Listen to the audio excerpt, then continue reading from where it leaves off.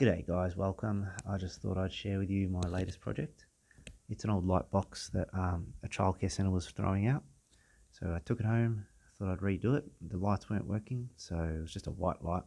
So I transformed this into an RGBW lighting equipped with dimming, touchscreen display, and a switch when you open the lid. So I'll take you through that, and hopefully this helps you on your next project. Here are the stages I went through in order to get the job done. I chose what lighting effect I was after. I then chose whether I wanted multicolored or single colored. I then needed to know how many LEDs were required to make that happen. I then had to do all my calculations, the size of the transformer, the longest cable length, how many LEDs can be in a row, and then the equipment I needed to choose in order to make it electrically sound. With the lighting effect, I wanted LEDs not only in that perspex area, but I also wanted it underneath. I wanted it to be uniform and glow at the same time. Now, with the calculations, I had to find the right distance from the top of the LED to the bottom of the perspex in order to get that nice glow. If I went too close, it would have ended up like the non-glow effect. If I went too far, I wouldn't have had enough room in the lid to put things in. This is the tray I built, 970 by 540 in that 30mm deep, that nice glow. And this is how it sat under the lid. I just use these two tracks, aluminium angles, and bolt them in place using these cabinet maker threaded bushings for timber. They just have like a metal insert inside and then they thread into the timber so it's nice and strong. I use that so I can just take it in and out when I need to service it. With the calculations, there was three main calculations that I had to do. There was the transformer size, voltage drop, and there's the equipment to withstand the current and voltage of the electrical system. Most of the time they'll come with this data sheet.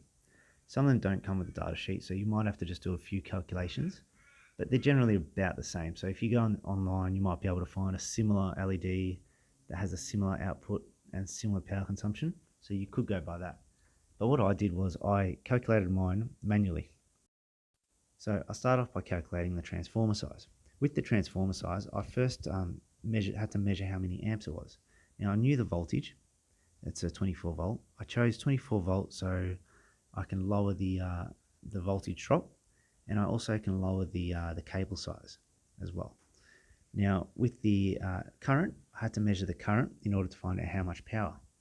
With the power supply, you generally want to stay between 50% to 75% of the capacity of the power supply. So for instance, if your LEDs are 50 watts, you don't want to go out and get a 50 watt power supply. Now, if you stay tuned, I'll also show you how to calculate for that.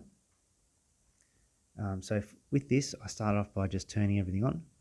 I turned it on low and played around with all the functions. As you can see, it hovered between about 2 to 3 amps on average, with a max amps of 4 amps.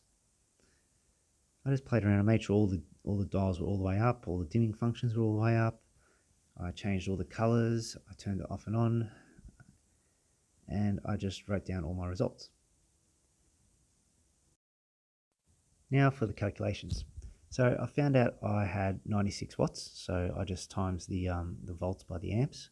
So 24 volts by the 4 amps gave me 96 watts of max power, but the average power consumption was 72 watts.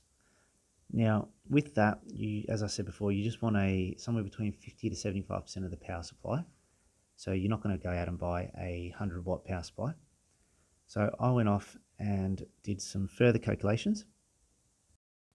So with the formula, it's watts over percentage divided by 100. That will give you the minimum power supply. So for example, if it was 96 watts, you go over 75% in brackets and divide that by 100, and that gave me a minimum power supply of 128 watts minimum. Now with the power supply, I chose a 150 watt. From my options, there was a 120 watt, and then the next size up was 150, so I decided to just go the 150. So now comes the voltage drop. With voltage drop, I counted how long my runs were. So 800 millimeters by 12 rows, which is 9.6 meters. I then added the 0.5 meter onto the lid when you open the lid. I then also added the 2.5 meters onto the light box itself, and all that came to a total of 12.6 meters.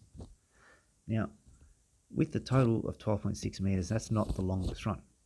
The longest run is actually 7 meters max. I think I calculated actually at 6 meters, because by the time you get from the transformer to the controller, from the controller to the longest LED run, it was actually about, I think the longest LED run was 4.8 meters, plus your power to the controller, and then from the controller to the LED was another meter and a half.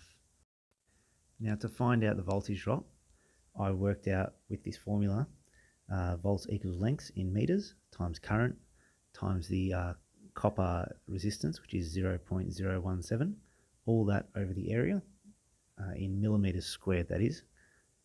So that was 7 meters max times a maximum of 4 amps times 0.017, all that over a 1.5 millimeter cable that I used.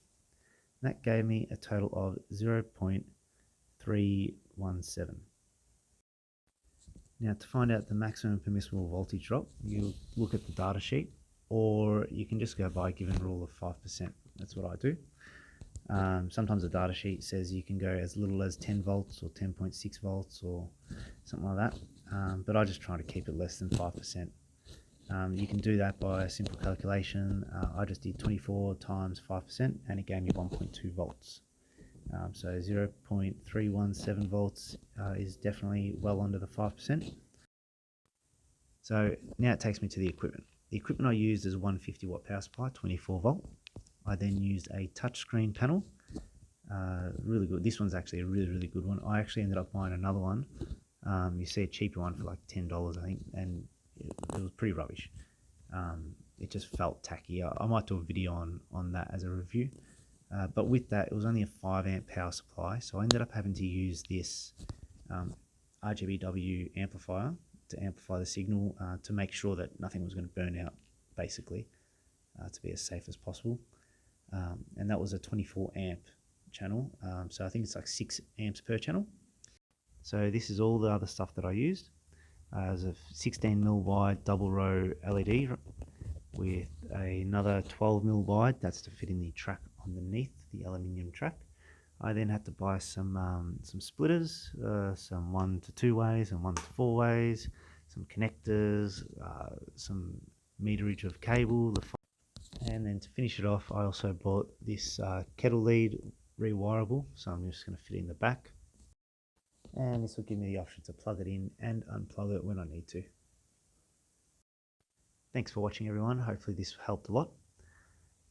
If you'd like to see more videos, I've got more videos coming up. I haven't finished this light box yet, so I'm in the process of completing that. I'll also be putting up a bit more about electrical stuff, about more LEDs, maybe some automation and some home automation, and also some more buildings. Thanks guys, see you on the next one.